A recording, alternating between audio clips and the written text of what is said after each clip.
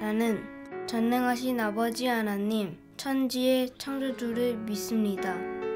나는 그의 유일하신 아들, 우리 주 예수 그리스도를 믿습니다.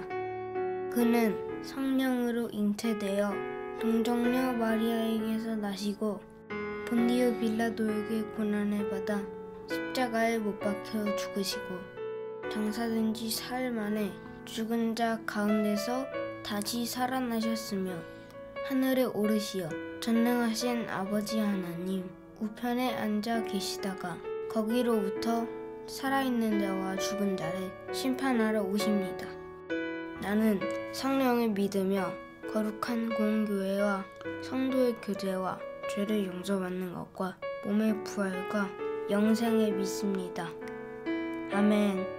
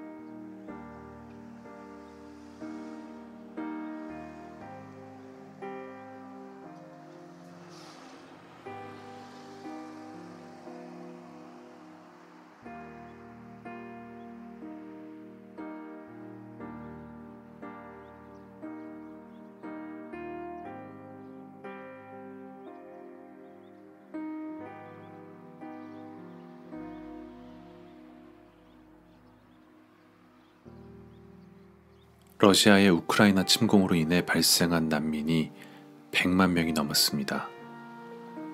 이들 대부분은 잠도 못 자고 제대로 먹지도 못하며 갑작스레 집을 떠났습니다.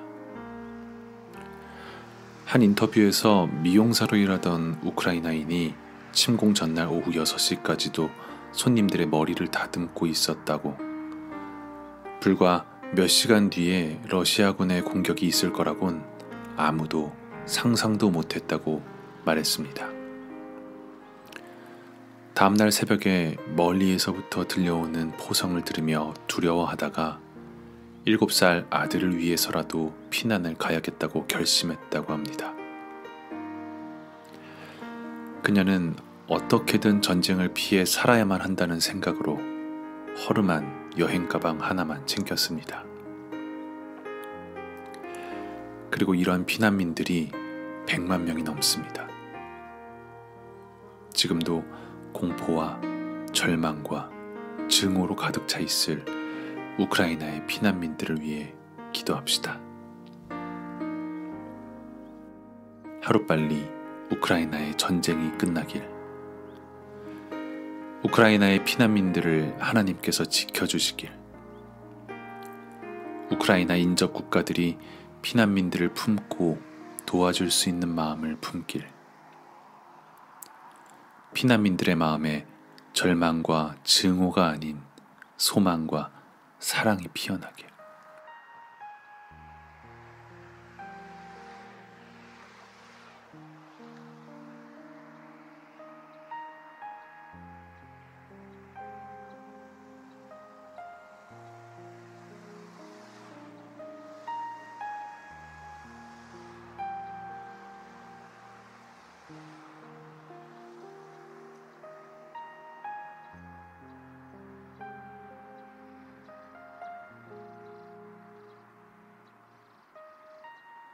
지난 4일 오전에 경북 울진에서 산불이 발생하여 강원 삼척까지 진행되었습니다.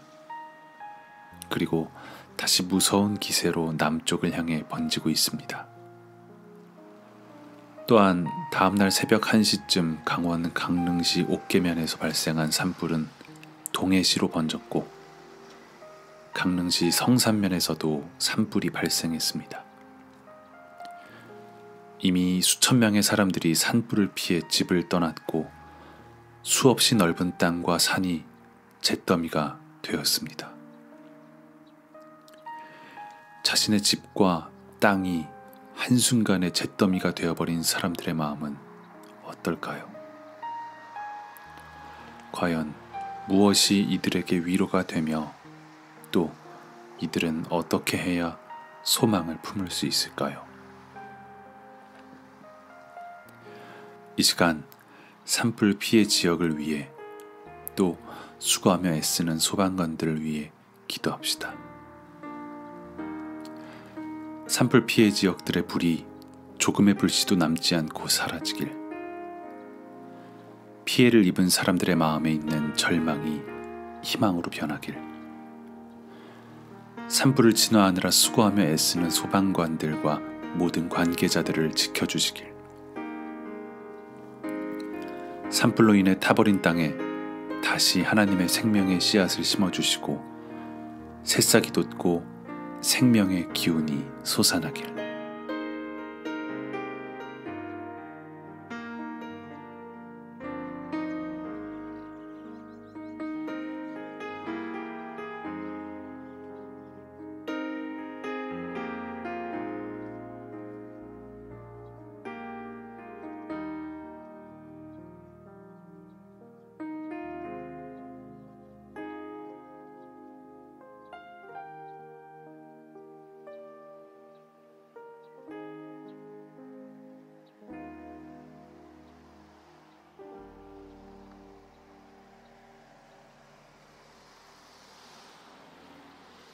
예수님의 이름으로 기도합니다. 아멘.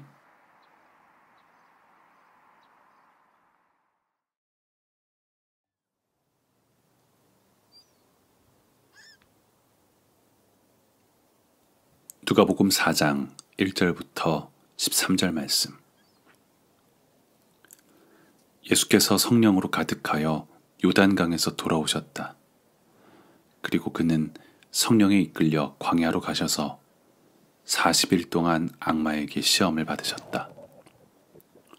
그동안 아무것도 잡수시지 않아서 그 기간이 다하였을 때에는 시장하셨다. 악마가 예수께 말하였다. 네가 하나님의 아들이거든 이 돌더러 빵이 되라고 말해보아라. 예수께서 악마에게 대답하셨다. 성경에 기록하기를 사람은 빵만 먹고 사는 것이 아니다 하였다. 그랬더니 악마는 예수를 높은 데로 이끌고 가서 순식간에 세계 모든 나라를 그에게 보여주었다. 그리고 나서 악마는 그에게 말하였다. 내가 이 모든 권세와 그 영광을 너에게 주겠다. 이것은 나에게 넘어온 것이니 내가 주고 싶은 사람에게 준다. 그러므로 네가 내 앞에 엎드려 절하면 이 모든 것을 너에게 주겠다. 예수께서 악마에게 대답하셨다. 성경에 기록하기를 주 너의 하나님께 경배하고 그분만을 섬겨라 하였다. 그래서 악마는 예수를 예루살렘으로 이끌고 가서 성전 꼭대기에 세우고 그에게 말하였다. 네가 하나님의 아들이거든 여기에서 뛰어내려 보아라. 성경에 기록하기를 하나님이 너를 위하여 자기 천사들에게 명해서 너를 지키게 하실 것이다 하였고 또한 그들이 손으로 너를 떠받쳐서 너의 발이 돌에 부딪히지 않게 할 것이다 하였다. 예수께서 악마에게 대답하셨다. 성경에 기록하기를 주 너의 하나님을 시험하지 말아라 하였다. 악마는 모든 시험을 끝마치고 물러가서 어느 때가 되기까지 예수에게서 떠나 있었다. 아멘. 오늘 말씀에서 악마가 예수님께 세 가지 시험을 합니다. 네가 하나님의 아들이거든 이 돌더러 빵이 되라고 말해보아라.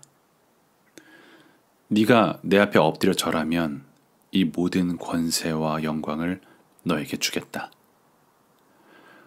네가 하나님의 아들이거든 여기 성전 꼭대기에서 뛰어내려 보아라. 이건 돌을 빵으로 만들 수 있는지 없는지 테스트해보는 시험이 아닙니다. 이건 모든 권세와 영광을 얻을 수 있는지 없는지의 문제도 아닙니다. 또 이건 성전 꼭대기에서 떨어져도 다치지 않는지 아니면 다치는지 테스트하는 시험도 아닙니다.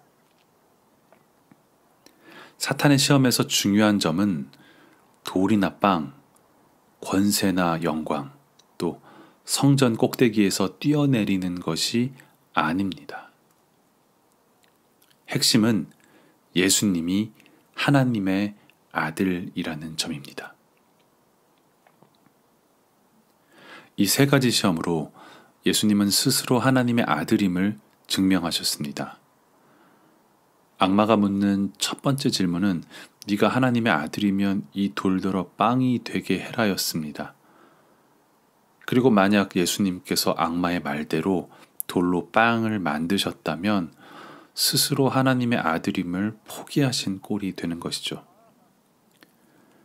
만약 예수님이 돌로 빵을 만드셨다면 과연 악마는 우와, 당신은 정말로 하나님의 아들이시군요 라고 했을까요? 아닙니다. 악마는 오히려 쾌재를 부르며 자신의 손에 놀아난 예수님 때문에 좋아했을 것입니다. 하지만 악마의 기대와 달리 예수님은 오히려 사람은 빵만 먹고 사는 것이 아니다 라고 말씀으로 답하시며 하나님의 아들이심을 증명하셨습니다. 악마가 모든 권세와 영광을 줄 테니 자기 앞에 엎드려 절하라는 것은 예수님께서 하나님의 아들이심을 포기하라는 것입니다. 이 세상의 모든 권세와 영광을 줄 테니 내 밑으로 들어와라 라는 것이죠. 만약 그렇게 했다면 예수님은 당연히 하나님의 아들이 될 수 없습니다. 예수님은 주 너의 하나님께 경배하고 그분만을 섬겨라 라는 말씀으로 하나님의 아들이심을 증명하셨습니다. 악마가 제시한 세 번째 시험은 성전 꼭대기에서 뛰어내리는 것입니다. 성경에는 하나님께서 천사들을 보내어 너를 지키게 하신다라고 기록되었기 때문입니다. 이 역시도 예수님은 주 너의 하나님을 시험하지 말라라는 하나님의 말씀으로 답하심으로 하나님의 아들이심을 증명하셨습니다. 악마는 시험을 통해 예수님을 하나님의 아들의 자리에서 끌어내리려 했지만 예수님은 말씀을 통해 스스로 하나님의 아들이심을 완벽하게 증명하셨습니다. 오늘 말씀을 보면서 지금의 나 역시 매일 이런 시험 속에 살고 있지 않나라는 생각이 들었습니다. 악마는 세상을 통해서 저에게 그리스도인임을 증명하라고 네 삶이 그런데 네가 어떻게 예수님을 믿는 사람이냐고 묻습니다. 악마는 저에게 네 인생길에 그렇게 돌밖에 없는데 어떻게 그리스도인이냐라고 말합니다.